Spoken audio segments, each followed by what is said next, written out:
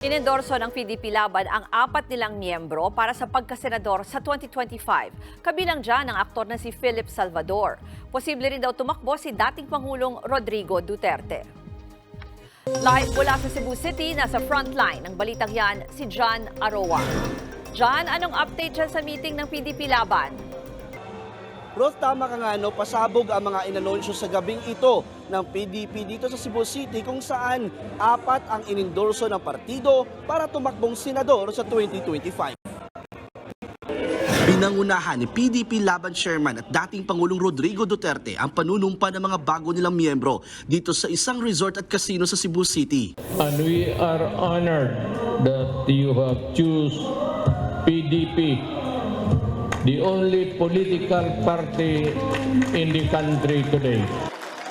Itinapat yan sa 42nd anniversary ng partido na dinaluhan ng higit 1,000 nitong miyembro. Kabilang dyan sina Senators Rubin Padilla, Francis Tolentino, Bongo at Ronald De La Rosa. Dito na rin inanunsyo ang muling pagtakbo sa Senado ni Tolentino, Go at De La Rosa. We expect all members of PDP to work hard for their re-election.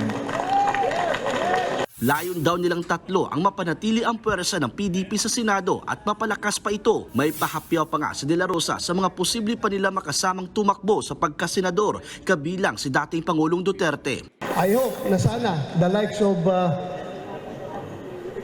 Kuya Epi Salvador madagdag yan sa atin para lalakas tayo doon.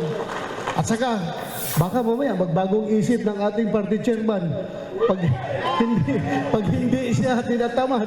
Agad namang tinanggap ng aktor na si Philip Salvador ang endorsement ng PDP para sa 2025 senatorial race. Ang tagal ko pong hinintay ito.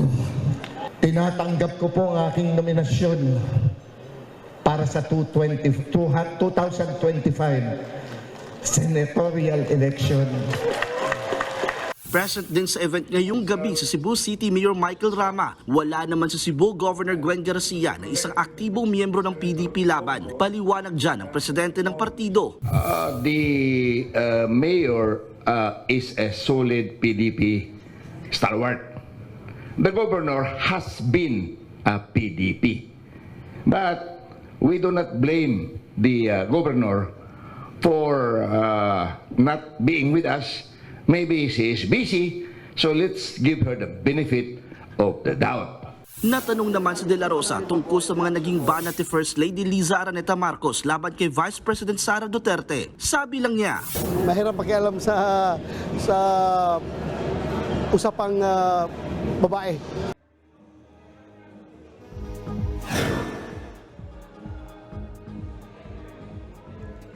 Roth, gaya ng sinabi ni Senator De La Rosa, nabanggit din kanina ni ex-President Duterte na ayaw niya raw umatake ng babae na anyay maraming isyu ng korupsyon.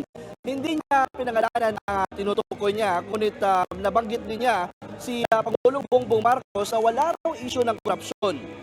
Bukod dyan, ay ginit din ni Duterte kanina na handa siyang magretiro. Ito kasunod ng panawagan ng natumakbo siyang pagkasenador sa 2025.